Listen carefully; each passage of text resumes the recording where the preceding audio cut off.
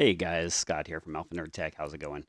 Just a quick video, real quick, on the M4 Mac Mini. I get a lot of questions about like which one to buy, which one, in your opinion, would work for what I need, and it's kind of an open-ended question. We all know that. It depends on what you're using it for, and you know, just what you're going to need for your use and for day-to-day computing. What do you do with it? Do you do 4K video? Do you do drone footage? Do you do, it's up to the user and what they do and everything. So just real quick, I'm going to run through some scenarios and show some other options, and we'll get this video started. So I hope you enjoy. All right, let's jump into this. So here we have Apple's um, pretty much options that they have on their website that you can just buy ready, pre-configured, and ready to ship. So um, you got three of the M4s on the site, and then you got the M4 Pro. First, you get your 10 core CPU, GPU. You get your 16 gig of memory, and you get the 256 SSD storage. Now, all these are the same for the M4s with the cores and GPUs, the GPU and CPUs. So these are all the same. So here you get your 16 gig, and then on the $799 option, you get the 16 gig also, but you get a 512, you get double the storage basically. And then you jump over here, you get the same amount of storage, but you get 8 more gig of memory for another $200. So for $999, you're getting a 24 gig with 512. Now for, Windows users or Windows PCs, I'd say this is about the minimum spec somebody would want, maybe 1650 or 512. But on the M4, I've been totally happy with mine, and most of the people that ask me, like, hey, what M4 should I buy? This is the new, everyone's saying it's the latest, greatest, and this thing's amazing. Which one should I buy? Well, then I have to ask them a question. What are you using it for? What's your use case? So for most people, they tell me, oh, I check my emails, I surf the web, I um, might look at some family photos, or do some minor touch ups on videos or something. Then I would say the base model is perfect for that person. They're not going to really need any more memory or storage. And same over here. The only difference here is if you're doing a little more heavier video, or you're doing a lot more of the I don't know, like I said, video and photo editing, or you want to store everything local and don't have any cloud use, then maybe you want to jump up to keep the memory the same, but bump your storage up a little bit. Myself, I do everything on a server or on external SSDs, so I still went with the base model.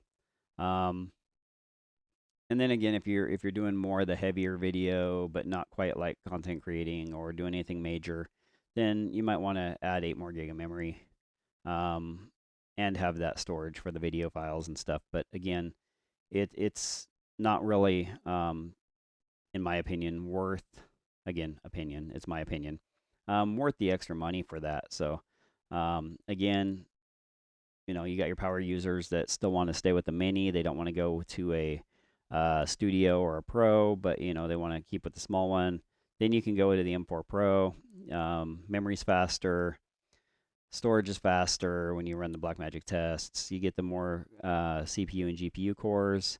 You also get Thunderbolt 5 instead of Thunderbolt 4, although there's not a lot of Thunderbolt 5 peripherals out there right now that I know of. You still get the same gigabit Ethernet. I mean, for that price and that big of a bump, maybe they should have threw the 10 gig in there, but they didn't, so it's Apple. Everything else is pretty much the same. You do get one extra monitor on this guy. So if you're going over here to the little bit more about the Mac, you can see that this one here can have up to 3 external displays simultaneously, where this one can have 3, but you can have the higher. So this one can have one 8K. You can have 2 6Ks, or you can have 2 6Ks and another 6K on your Thunderbolt port, where this guy here can have it can have 3 8Ks basically, on the Pro. On the Pro chip, sorry. So you can have the one more monitor basically is what they say. I only use 2 monitors. 2 is fine for me. So, um, and then as far as options, like Apple lets you customize this thing any way you want. So anytime you want to spend an extra $200 per item per upgrade, you can do that here on their website. 200 to get up here, another 200 on top of that to get to here. Same with the storage for that's memory for same for the storage. You get the base model, then you add 200 here. 200 more to give you a terabyte. 200 or 400 more there to give you a 2 terabyte. So $800. By the time you bumped it up to here, you can almost buy 2 Mac Minis for that price. You can buy 2 Mac Minis. There's no almost about it. So yeah, I mean, now in my opinion, the only thing I did wrong when I pre-ordered mine and I wanted it early and didn't even think is I should have added the 10 gigabit. So I would have kept the base model on there, kept the base here, and then just bumped up the Ethernet to the 10 gig. I do have a 5 gigabit NIC in my server. So yeah, it would have been a little better there. Right now I'm running a 2.5 gig dongle. I'm actually going to be doing a review on some of those dongles that I have and that I've tested, and why I stuck with the Ugreen because, anyway, that'll be another video for another day. But anyway, so yeah, that's the only thing I did wrong when I bought mine.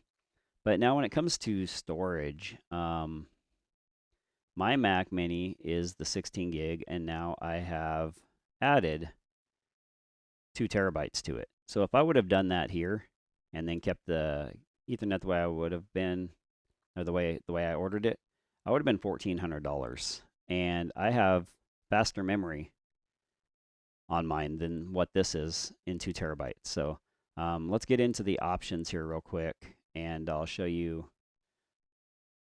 just all the different options you can do for memory. I'm sorry, for storage. So you don't need to add. So you don't need to pay all these astronomical prices for storage from Apple, and it's real easy to do and a fraction of the cost to add definitely another SSD and more storage to your M4 Mac Mini. All right, so let's get into it over here. So these are your standard external hard drives. You can pick those up at Best Buy or Amazon. This is a hard drive enclosure I bought for recycling an old hard drive that I had. Works great. And then this guy here is a little mini M2. Works good. Works great for just like dumping some files on real quick. This one here is also a M2. And you can pair it up with any of the M2 SSDs that you have laying around or that you want to buy. Both these are 2 terabytes. I have no problems with them. They work great. The little one does get a little hot, but this guy here I really like because it's also a hub, mini hub anyway. It's got my SD card slots. It's got HDMI. It's got power input here, so I can plug the MacBook Air into it, and it gives me back my port right here. I get a high-speed USB and standard USB, and it works really good. And then this guy here is my favorite. I use this all the time. This is my day-to-day SSD. This is hooked up to my Mac Mini right now, and this is where I store all my videos and pictures and content. It is a 2 terabyte built into this one also, or not built in. I added the 2 terabyte. I did do a video down below, so check it out. And I also have a link down below for it. It's an affiliate link, so I might get like a quarter out of that purchase if you click on it. It does help support the channel. But anyway, if you don't like affiliate links, I understand that too. So you can just bypass that and go pick it up. At the time of this recording, it was $50 with a $10 coupon. So, hey, I mean, it may go up, but it's one of my favorites and it works good. So anyway, there you have it. That's the easy way to add storage to your Mac Mini. So there you go, guys. In conclusion, Mac Mini is a very capable machine. It's great for day-to-day use, for video editing, for anything you're going to need on it. Myself, I did go with the base model. I have plenty of storage options. I have a server that I run. I have a NAS at home. So yeah, I don't have any issues with with the base model, and it works great. So again, hope you enjoyed the video, and have a great day, guys, and I'll see you on the next one.